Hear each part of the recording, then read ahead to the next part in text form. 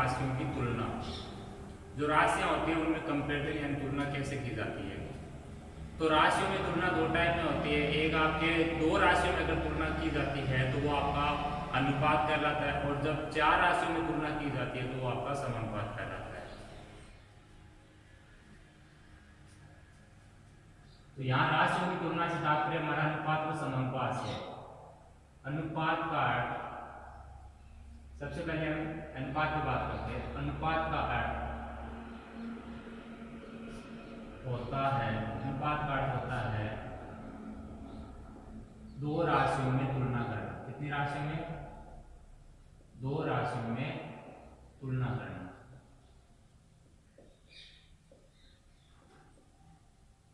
अनुपात का सिंपल अर्थ होता है आपका दो राशियों में तुलना करना।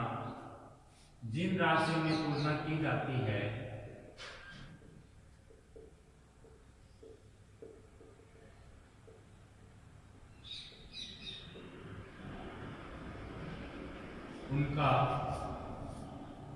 उनकी इकाई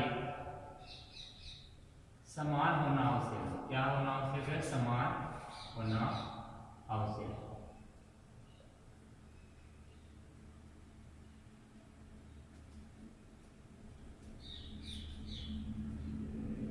अनुपात का चिन्ह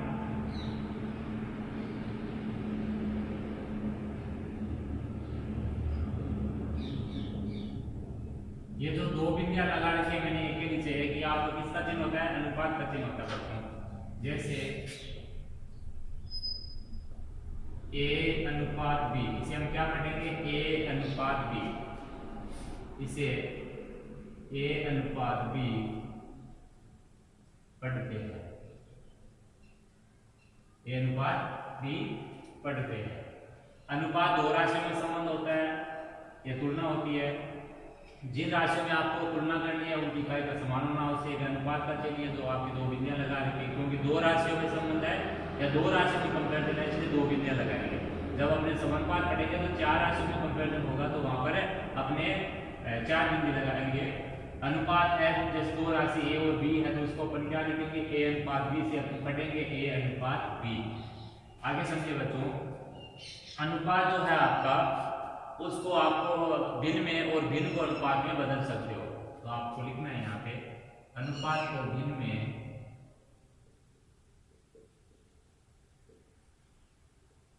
तथा भिन्न को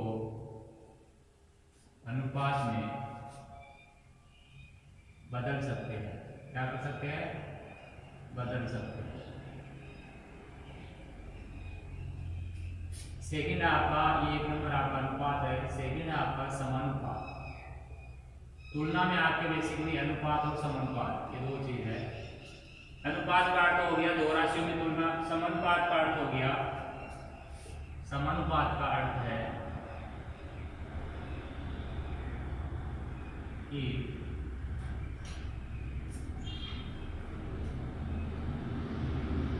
शुरू की दो राशियों में जो संबंध है, शुरू की दो राशियों में जो संबंध है वही संबंध बाद की दो राशियों में भी है।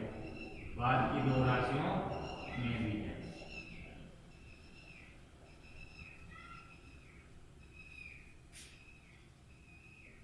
अनुपात के लिए, समानुपात के लिए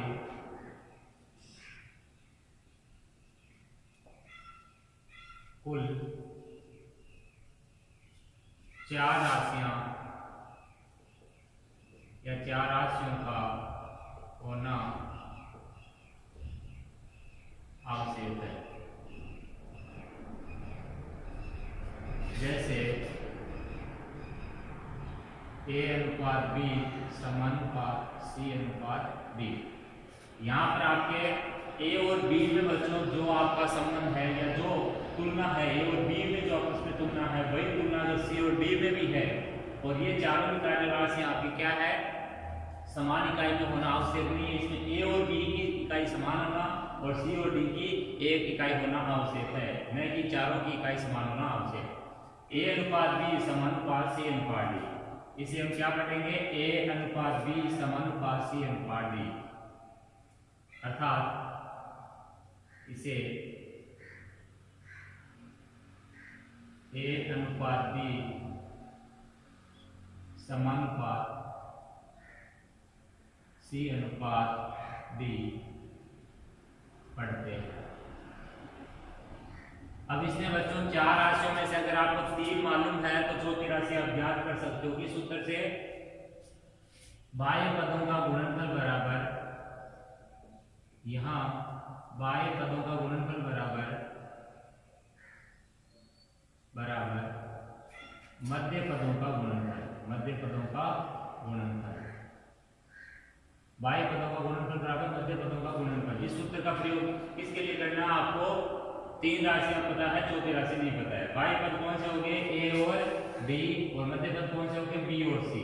बाह्य पदों का गुणनफल बराबर मध्य पदों का गुणनफल रख के आप क्या ज्ञात कर सकते हो, अज्ञात राशि ज्ञात कर सकते हो।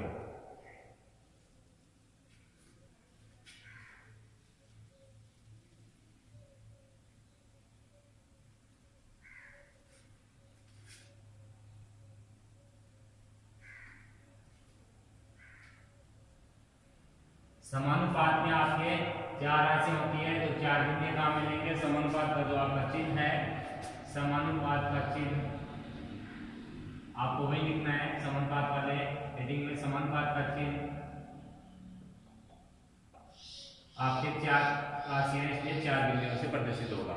शुरू की दो राशियों में जो संबंध है तो यहाँ तो एक के नीचे दूसरी बिंदु आ गई, यहाँ पर आगे की दो राशियों में भी जो संबंध है इसलिए आगे की दो बिंदुओं को भी हमने ले लिया। तो कितनी टोटल चार राशि, इसलिए समानुपात में चार राशियों का होना आवश्यक है। नेक्स्ट जो चीज आपके वो है आपका अंकित मूल्य।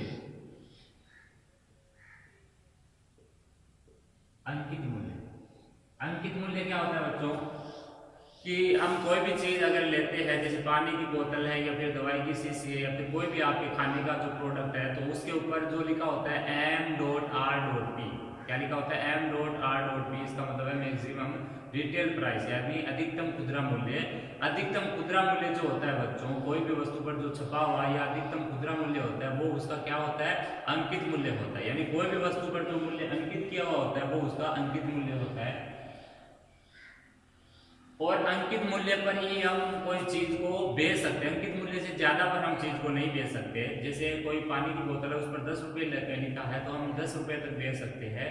अगर हम 9 में बेचना चाहे, अगर हम 9 में बेचना चाहे तो वो एक तरह की क्या है, छूट है। वो क्या है, एक तरह की रियायत है, एक तरह की छूट है, जिसको हम क्या कहते हैं, डिस्काउंट या बट्टा कहते हैं। जिसको हम क्या कहते हैं, डिस्काउंट या बट्टा या छूट कहते हैं। तो अंकित मूल्य क्या हो गया आपका, किसी भी वस्तु पर जो मूल्य लिखा हुआ होता है उसे हम अंकित मूल्य कहते हैं। इसे MRP भी लिखा जाता है। इसे क्या लिखा जाता है, MRP भी लिखा जाता है।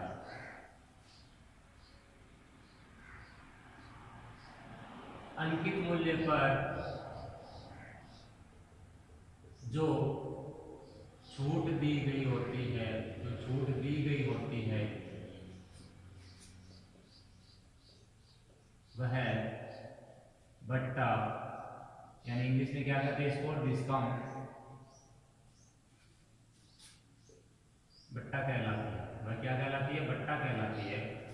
छूट हमेशा ध्यान में रखना, आपको अंकित मूल्य पर दी जाती है। अंकित मूल्य यानी आपका MRP, यानी जो वस्तु पर लिखा हुआ मूल्य होता है उसको हम अंकित मूल्य कहते हैं। बट्टा जो निकलेगा या आपका जो छूट निकलेगी, बट्टा जो निकालने का सूत्र है, बट्टा या जो छूट है बच्चों वो कैसे निकलेगा, अंकित मूल्य में से विक्रय मूल्य। विक्रय मूल्य आप सब जानते हैं, विक्रय मूल्य यानी जिस मूल्य पर कोई वस्तु को बेचा जाता है, जिस मूल्य पर कोई वस्तु को खरीदा जाता है वो क्रय मूल्य। अंकित मूल्य जो वस्तु पर आपका प्रिंट होता है, जिसको हम प्रिंट रेट भी कहते हैं, एमआरपी भी कहते हैं, अंकित मूल्य भी कहते हैं। छूट हमेशा अंकित मूल्य पर ही दी जाती है। तो बट्टा या छूट निकालने का फॉर्मूला होता है कि अंकित मूल्य में से विक्रय मूल्य घटा दो। मान लो पानी की बोतल है, उस पर आपका अगर 12 रुपये लिखा है और अगर कोई जो आपका सेलर है या कोई विक्रेता है उसको वो 10 रुपये में बेच रहा है, तो आपका छूट कितनी की हुई उस पर? 12 माइनस 12 उस पर लिखा हुआ था, 10 में बेच रहा है, 10 उसका विक्रय मूल्य है, तो 12 माइनस 10 कितना बच गया? 2 रुपये। तो 2 रुपये आपकी उस पर छूट दिए आपको, या बट्टा दिया है या डिस्काउंट कर दिया उस पर। तो बट्टा या छूट निकालने का फॉर्मूला अंकित मूल्य माइनस विक्रय मूल्य। यही बट्टा या छूट प्रतिशत, बट्टा या छूट प्रतिशत, बट्टा या छूट प्रतिशत जो होता है वो क्या होगा? बट्टा या छूट प्रतिशत निकालने का फॉर्मूला होगा बट्टा बट्टे अंकित मूल्य, बट्टा बट्टे अंकित मूल्य गुणा 100। क्योंकि छूट आपकी किस पे दी जाती है? अंकित मूल्य पे। जो अंकित मूल्य नीचे रहेगा, बट्टा प्रतिशत निकालने के लिए ऊपर बट्टा जितना आएगा अंकित मूल्य में से विक्रय मूल्य घटाने पर, और गुणा किससे करना है? 100 से। प्रतिशत 100 पर डिपेंड करेगा, तो यहाँ पर 100 से गुणा करना है। तो यह है बट्टा या बट्टा प्रतिशत या छूट प्रतिशत निकालने का फॉर्मूला। इतनी चीजें समझना है आपको।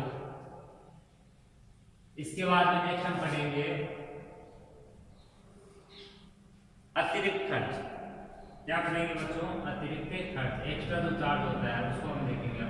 अतिरिक्त खर्च, अतिरिक्त खर्च क्या है आपके? देखिए, कोई भी वस्तु है उसको अगर हम खरीदे या बेचे, तो उसको अगर हम बेचेंगे या खरीदेंगे तो उसके ऊपर जो एक्स्ट्रा जो खर्च लगता है वो उसका क्या कहलाता है? अतिरिक्त खर्च कहलाता है।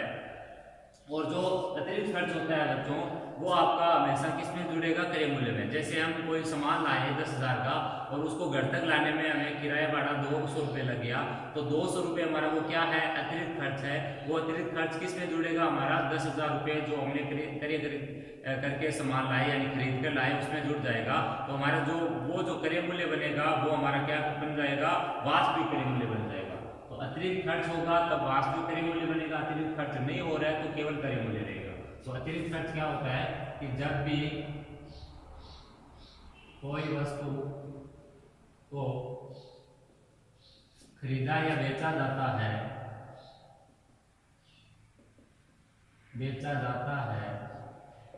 तो उस वस्तु पर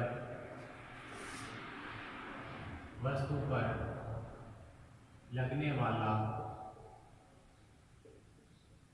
अन्य खर्च अतिरिक्त खर्च कहलाता है। क्या कहलाता है? अतिरिक्त खर्च कहलाता है।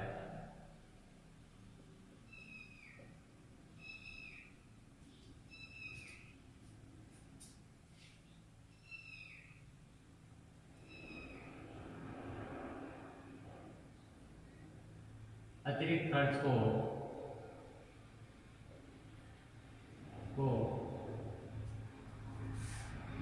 जब क्रय मूल्य में जोड़ते हैं तो वह उस वस्तु का वास्तविक क्रय मूल्य बन जाता है। क्या बन जाता है? वास्तविक क्रय मूल्य बन जाता है। अतः वास्तविक क्रय मूल्य बराबर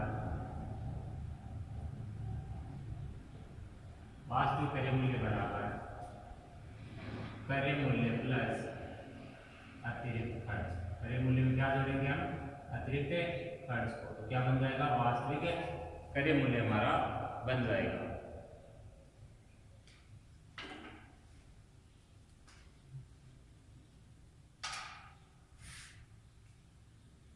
अतिरिक्त खर्च के बाद में हम देखेंगे अब सरल ब्याज या साधारण ब्याज जो कहा जाता है, इसको सिंपल इंटरेस्ट।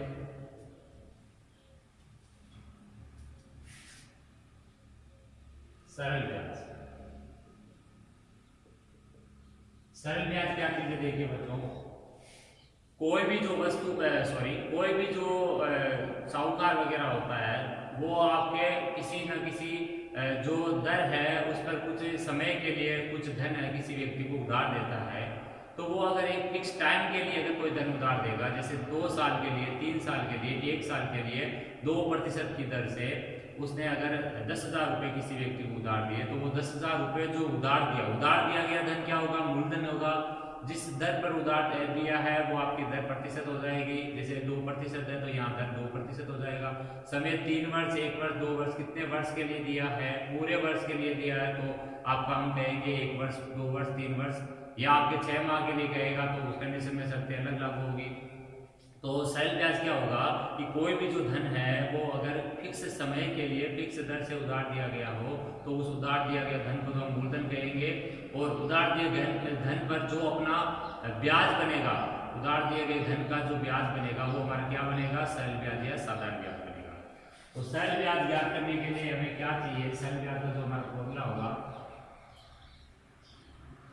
किसी निश्चित समय के लिए, सबसे पहले देखिए सरल ब्याज क्या होगा, किसी निश्चित समय के लिए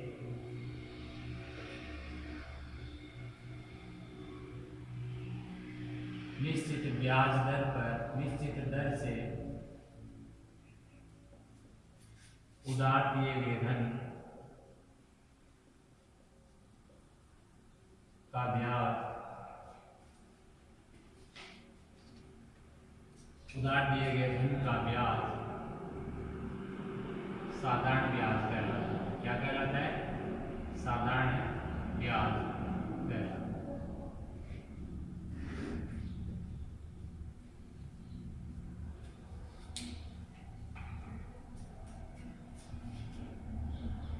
सरल ब्याज का सूत्र क्या होगा बच्चों, मूलधन गुणा दर गुणा समय बटा 100। यह है आपका सरल ब्याज या साधारण ब्याज के लिए फॉर्मूला। मूलधन उधार दिया गया धन, दर आपके जिस प्रतिशत दर पर आपका धन उधार दिया गया, समय कितने वर्ष के लिए आपको वो धन है उधार दिया गया। अब यहाँ से हम क्या निकाल सकते हैं, मूलधन दर समय, अगर हमें पता है 4 चीजें होगी, सरल ब्याज, मूलधन दर समय, इसलिए कितनी चीजें बच्चों 4। तो यहाँ से कितने फॉर्मूले बनेंगे, 4। ये एक आपका पहला फॉर्मूला बन गया। दूसरा फॉर्मूला आपका बी जो बनेगा वो आपका बन जाएगा मूलधन। अगर यहाँ से आपको मूलधन चाहिए तो आप वजन गुणा करके निकाल सकते हो, और सरल ब्याज गुणा 100। ध्यान रखिए सरल ब्याज के अलावा जो भी आपको चाहिए मूलधन दर समय, वो अगर आपको निकालना है तो सरल ब्याज का गुणा 100 ऊपर रहेगा, और बाकी जो चीज बच गई, कौन सी बच गई, दर बच गया और समय बच गया, वो नीचे आ जाएगा। जैसे मूलधन दर समय 3 चीज है, मूलधन यहाँ आ गया तो दर समय बच गया, दर जब निकालेंगे तो मूलधन समय आ जाएगा, समय निकालेंगे तो मूलधन गुणा दर आ जाएगा। सी आपका दर प्रतिशत, दर प्रतिशत निकालने का फॉर्मूला क्या रहेगा, सरल ब्याज गुणा 100 बटा मूलधन गुणा समय, मूलधन गुणा समय। डी आपका है वह समय का सूत्र, तो समय बराबर हो जाएगा सरल ब्याज गुणा 100 बटा मूलधन गुणा दर, मूलधन गुणा। तो ये आपके साधारण ब्याज पर आधारित जो फॉर्मूले हैं। अब साधारण ब्याज का मिश्र धन यहाँ लिख लेते हैं, साधारण ब्याज का मिश्र धन, साधारण ब्याज का मिश्र धन। जब ब्याज साधारण हो तो मिश्र धन क्या हो जाएगा बच्चों, मूलधन में आपको ब्याज को जोड़ना है। कोई सी भी चाहे ब्याज का आपको मिश्र धन निकालना, चाहे सरल ब्याज का मिश्र धन निकालना हो, चाहे आपको चक्रवर्ती ब्याज का बाद में मिश्र धन निकालना हो, आपका जो फॉर्मूला रहेगा वो रहेगा मूलधन में आपको ब्याज को जोड़ देना। मूलधन प्लस ब्याज आपको क्या बन जाएगा, मिश्र धन बन जाएगा। अब हम सरल ब्याज के बाद में आते हैं चक्रवर्ती ब्याज पे। किस पे, चक्रवर्ती ब्याज पे।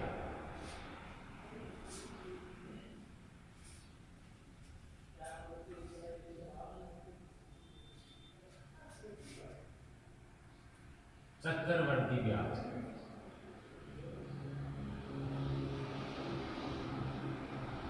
चक्रवर्ती ब्याज क्या होता है बच्चों, कि जो उधार दिया गया धन है वो अगर सही समय पर नहीं लौटाया जाता है तो साहूकार क्या करेगा, जो ब्याज होगा उसका, उसके ऊपर फिर ब्याज लगाना स्टार्ट कर जाएगा। यानी ब्याज के ऊपर जब ब्याज वापस लगना स्टार्ट हो जाता है, ब्याज के ऊपर जब ब्याज लगना स्टार्ट हो जाता होता है, तो हमारा क्या होता है चक्रवर्ती ब्याज। क्या होता है चक्रवर्ती ब्याज। जब उधार दिया गया धन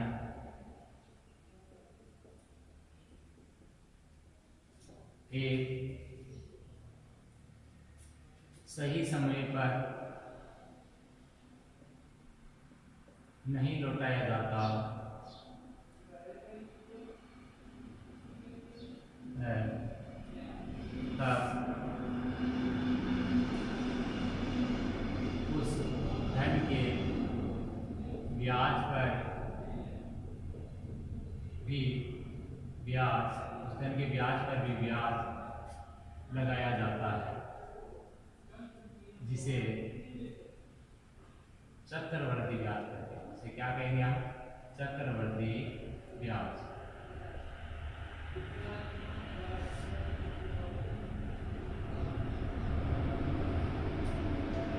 जैसे मान लीजिए 10,000 रुपये आपने एक साल के लिए आपने 2% की दर से उधार दिए, तो वो अगर एक साल के बाद में अगर वो धन वापस नहीं किया जाता है तो उसका एक साल का जो ब्याज होगा उसके ऊपर फिर ब्याज लगना स्टार्ट हो जाएगा 2% की दर से ही। और आपका जो मूलधन है, मूलधन जो है आपका, उसका जो ब्याज बनेगा पहले वर्ष का, उसका जो ब्याज बनने के बाद में उसमें 10,000 में वो ब्याज जोड़ देंगे तो वो मिश्र धन होगा। तो मिश्र धन पर जब सेकेंड वर्ष से ब्याज लगेगा तो वो हो जाएगा आपका चक्रवर्ती ब्याज। साधारण ब्याज में क्या होगा, हर वर्ष का ब्याज समान रहता है, चक्रवर्ती ब्याज में हर वर्ष का ब्याज है समान नहीं रहता। अंतर क्या है, सरल ब्याज में हर वर्ष का ब्याज समान रहेगा, चक्रवर्ती ब्याज में हर वर्ष का ब्याज है वो बदलता रहेगा, बढ़ता रहेगा। चक्रवर्ती ब्याज ज्ञात करने का फॉर्मूला क्या आपका? चक्रवर्ती ब्याज का सूत्र जब ब्याज वार्षिक संयोजित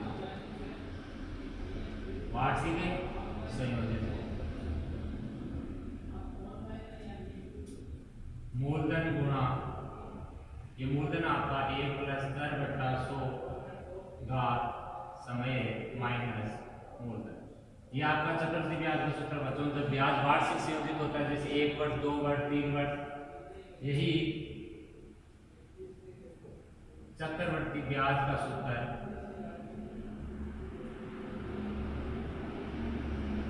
जब ब्याज अर्धवार्षिक संयोजित हो, अर्धवार्षिक संयोजित हो इसका मतलब है कि जब धन है वो 6 माह के लिए उधार दिया गया हो, किसी को धन उधार दिया गया हो कितने माह के लिए? 6 माह के लिए।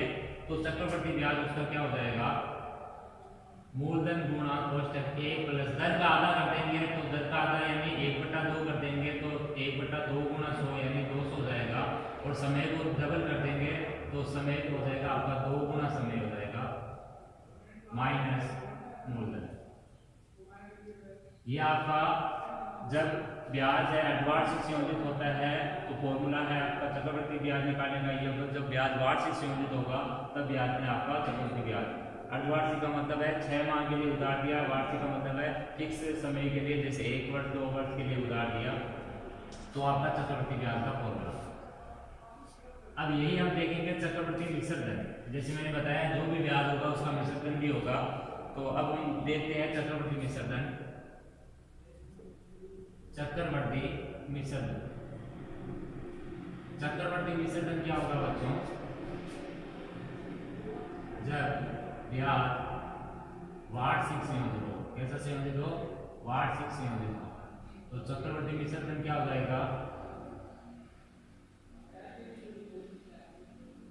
मूलधन गुणा कोष्टक 1 + दर/100 घात समय।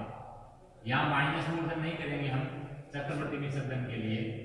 यही चक्रवर्ती मिश्र धन जब ब्याज अर्धवार्षिक संयोजित हो। कैसा संयोजित हो? अर्धवार्षिक संयोजित हो।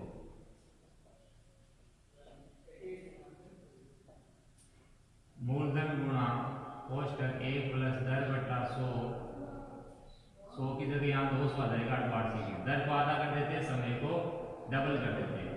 समय को दुगुना करना है, दर को आधा करना है। जब ब्याज कैसा संयोजित हो? अर्धवार्षिक हो और चक्रवर्ती मिश्र धन ज्ञात करना पड़ जाएगा। नेक्स्ट है आपके सीधा संबंध और प्रतिलोम संबंध। सीधा संबंध और प्रतिलोम संबंध क्या होगा बच्चों कि जैसे मान लीजिए कि हमें 5 किलोमीटर की दूरी तय करनी है और हमें 20 रुपये अगर खर्च करना पड़ रहा है, तो हमें अगर 10 किलोमीटर जाना है तो हमें जाहिर सी बात है किराया भी ज़्यादा देना पड़ेगा। तो कहने का मतलब है कि जब एक राशि के साथ एक राशि है उसके सापेक्ष दूसरी राशि है उसका मान बढ़ता है तो वो आपका जो है वो सीधा संबंध होगा। यानी जब आपकी एक राशि है उसके सापेक्ष दूसरी राशि का मान बढ़ता है तो आपका वो सीधा संबंध होगा। एक राशि का मान घटता है तो दूसरी का भी अगर घटता है तो वो आपका सीधा संबंध। लेकिन जब एक राशि है उसका मान बढ़ता है दूसरी का घटता है, या एक राशि का मान जब घटता है दूसरी का मान बढ़ता है, यानी वो आपस में विलोम चल रहा है संबंध, तो वो कहलाता है आपका प्रतिलोम संबंध। तो इस टाइप के जो संबंध है सीधा संबंध और प्रतिलोम संबंध उस पर आधारित भी हम आगे ट्यूशन करेंगे, तो इसको भी आपको समझना है। तो आज की इस क्लास को हम यहीं पर विराम देंगे। इन जो फॉर्मूले जो है लिखा है आज उनको आपको याद करना है। नेक्स्ट क्लास में हम इन पर आधारित ट्यूशन लेंगे। तो आज की क्लास में इतना ही, धन्यवाद।